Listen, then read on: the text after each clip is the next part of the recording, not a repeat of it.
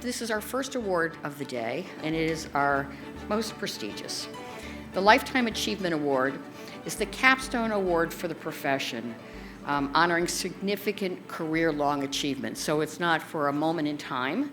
It's recognizing those with a long and distinguished career. It doesn't necessarily mean they're retiring. I need to say that. I'm truly honored to present the Lifetime Achievement Award to Clarke Murphy. Clarke has been a visionary leader for 33 years, not only for Russell Reynolds, but also for our profession. At our conference, we highlight the importance of adaptability and agility. We heard that in our last session. You've been hearing it. You see Adapt 2022. And Clarke has certainly demonstrated both of these competencies over a long career. He's seen changes as an opportunity. On his nomination submission, his authenticity and integrity were highlighted, as well as his passion for staying ahead of trends. He's been forward-thinking in digital competencies, DEI, sustainability, and raised the bar for Russell Reynolds and the profession as a whole. This award is not really just for what you've done for your firm. You have to do more.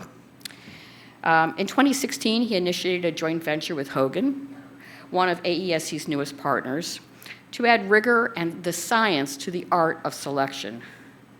Clarke was a founding member of the 30% Club, first in the UK and then in the US, and he's led a focus on equitable search best practices. In 2019, Clarke entered into a partnership with the United Nations Global Compact to develop a first-of-its-kind blueprint for sustainable leadership, something we've talked about today and something I know is going to become even more important. And he brought this insight to our profession at our virtual conference in 2021 by leading a client panel, which he organized in order to raise this important subject with AESC members and more broadly. I'd like to share one more example of Clarke's leadership. On Friday, June 12, 2020, at 7:25 a.m., the miracles of technology, I received an email from Clarke. It was simple.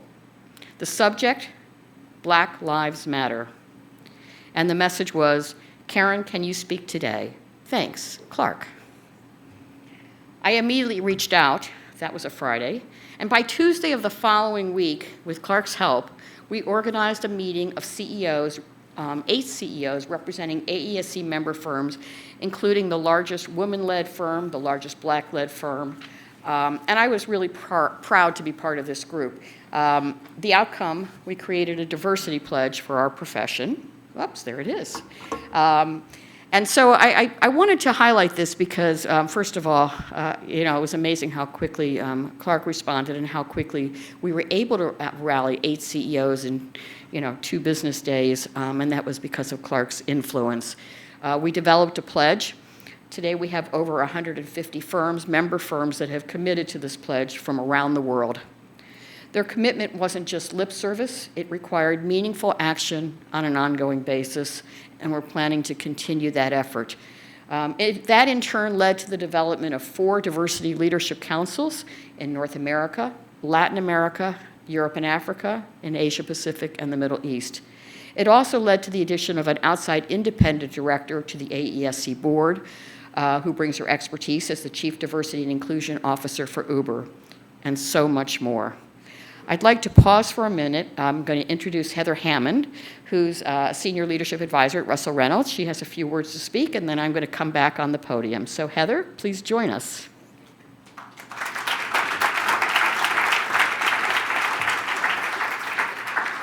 Thank you very much. It's a pleasure to be here and to talk about Clarke. For anyone who knows Clarke as a colleague, a client, or a friend, it will come as no surprise that he has won this award today. Clarke has earned the reputation as a visionary leader who has pushed not only the executive search industry forward, but his clients' businesses as well. Many of you in this room will already know his story, how he began his career as a banker before rising through the ranks of Russell Reynolds, managing teams in the US, London, and Germany, and becoming our CEO in 2011, where he led Russell Reynolds and the wider industry to extraordinary new heights. How did he do it? Well, there are many things that set Clarke apart. But one of the things that he has always stood out is that he embraces ambiguity. He thrives in the unknown. It's a skill that served him well as CEO when he had to navigate both the aftershocks of a global economic crash and a global pandemic during his tenure. A global pandemic, which no one saw coming, would have pushed any leader to the limit. Yet, Clarke rose to the occasion. Under his tireless leadership, Russell Reynolds completed nearly twice as many client projects during the course of the pandemic. And this was only possible because he made the conscious choice to remain agile and see change as an opportunity, not a threat. The second thing about Clarke is that he is passionate about challenging the status quo. He has this uncanny ability to stay ahead of the trends that are radically reshaping leadership. His forward thinking led to our focus on driving the digital agenda and later expanding the scope of the executive search industry toward advisory offerings. He was one of the founding authors of the AESC CEO Pledge and a founding member of the 30% Club, a global campaign that seeks to increase gender diversity at board and senior management levels. As Karen alluded to, Clarke famously said, "The industry needs to add more science to the art of picking the right people." And this led to the initiation of our joint venture with Hogan to bring the rigor of behavioral science to the Russell Reynolds search process, increase the success rate of executive appointments, and accelerate the development of rising leaders. Clarke is passionate about doing well by doing good. He spearheaded our purpose-driven approach to business, guided by a mission to improve the way the world is led. And he has been at the forefront of the sustainability agenda, delivering a groundbreaking partnership with the United Nations Global Compact to develop a first-of-its-kind blueprint of sustainable leadership in 2019. Clarke completed his tenure as CEO in December. But in typical Clarke style, he has shown absolutely no signs of slowing down. While many would have retreated to the golf course, put their feet up, head to their sailboat, Clarke has continued to live by our mantra of improving the way the world is led. In September, Clarke's new book on sustainable leadership will hit bookstores, titled Sustainable Leadership: Lessons of Vision, Courage, and Grit from the CEOs Who Dared to Build a Better World. And it distills the conversations that Clarke has had with dozens of sustainable leaders from around the world, helping spread the message that sustainable leadership is within reach for every business executive. September is actually going to be a very busy month for Clarke because it'll also be the month that he joins the Russell Reynolds MIT faculty for our inaugural executive education course, Sustainable Leadership, Mindsets and Skill Sets to Drive Purpose and Impact. Clarke's underlying leadership mantra is to accelerate decision-making and to facilitate action. I'm looking around the room at my colleagues, and I can't tell you the number of times Clarke wrapped up one of his many electrifying speeches to the firm by saying, "Let's go, let's go." I'll leave you with one last point. One of Clarke's greatest strengths is his ability to connect with people. He is generous with his insights and mentorship, both inside and outside of Russell Reynolds. He is an in-demand speaker at business schools and leadership events around the world. And of course, he serves on the boards of Carnegie Hall and the New York City Ballet. Most importantly, Clarke's greatest joy in his life is his nearly 30-year marriage to his wife, Whitney, with whom he shares the enormous pride of the people their 4 grown children have become. Speaking personally, Clarke is a leader who demands the best of people, but he enables your best-in-class performance with the utmost compassion. The followership, inspiration, and aspiration that he has cultivated inside of our firm and across the industry will be his lasting legacy. Karen, over to you. All right. So, before I fall over with this giant award, so I would like to actually invite Clarke to come to the stage. I'm not going to make you hold this the whole time you speak, Clarke, because it's quite heavy. We'll do a photo shoot afterwards, because this is a big one. But let me hold that back.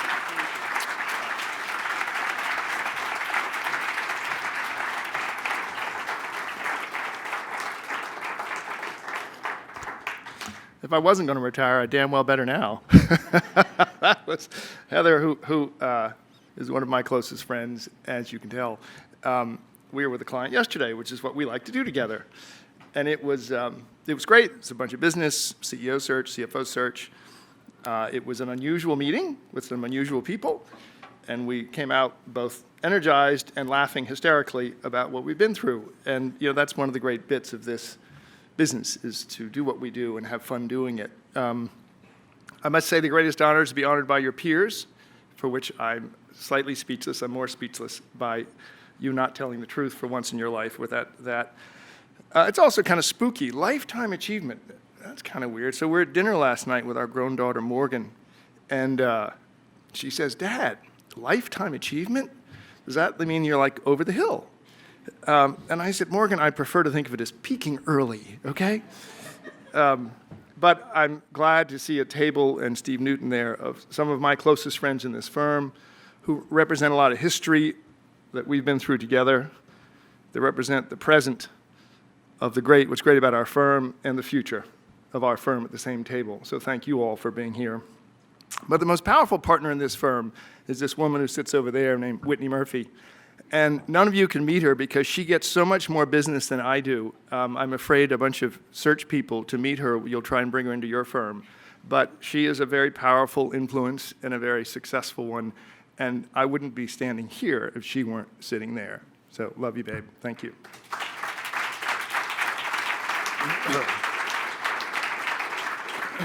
It's also intimidating to be up here because my two most powerful mentors, Russ Reynolds and Peter Drummond-Hay, were recipients of this award. So it's like maybe becoming the headmaster of the school where you went to kindergarten. You're like, well, that can't be me because that was him or her, right? And they adapted. So we talk about adapting today. Russ created this group. As Steve will remember, it used to be called the AESC, the Executive Search Council, because he wanted this crazy business of the 70s, a little bit of a gray business, to become a professional service. And he drove and drove and drove and drove for it to be accepted. And as you've already talked about, Heather, that actually Drummond-Hay started our assessment business, and Drummond-Hay really was the first person to focus on the science of what it could be. So for the two of them to win this and for me to be sitting here, I find rather amazing. I also think that Egon Zehnder or Russ or Gardner Heydrich could never have envisioned where this profession is today. We have a seat in the boardroom to help them pick the leaders of tomorrow. And that's a long way, Steve, from where you and I started in this business. And by the way, at 33 years, I want to be clear, I joined the firm when I was 9, okay, just to be sure. But my reaction is, with all of this success we have as an industry, so too with success comes obligations. And the obligations, when we were hearing just then about experiential capital for people to succeed, to take bold moves. We're in the boardroom. We're sitting at the desk of the chief executive. And so, too, we have obligations to our clients to raise the bar. We're super good at meeting at the bar. Maybe it's time to raise the bar in terms of, we have pattern recognition now. We have science. We have advice. We need to raise the bar of what we do to prepare and choose the great leaders of tomorrow. I have this vision that I've talked about with a couple of my colleagues that we as an industry should have what I would call office hours. Your professor met you in the afternoon after class to make you a better student. Imagine if the whole industry said every third Thursday of the month, we'll help leaders, particularly those who are diverse and don't have the business school degrees or undergraduates that this room has, to become better leaders. And then for our own people, this is a crazy time, the hybrid approach. And I think it is, she talked about the bonds that tie, right? We have to retain the best people in our industry. We actually have to retain people better than ourselves. There's a bunch of them over here. I can speak from personal experience. But let us raise the bar. I have every note in the old days, handwritten notes, that Russ and Peter ever sent me. Great moments and some really tough moments in my career. And some tough love. Who will you write a note to today that makes them love this industry more and outperform for each of us? So let us raise the bar. I'm completely intimidated to be standing here. I'm very appreciative, but also love this business, and let us raise the bar for the industry, our clients, and our own people. Thank you all very much. Cheers.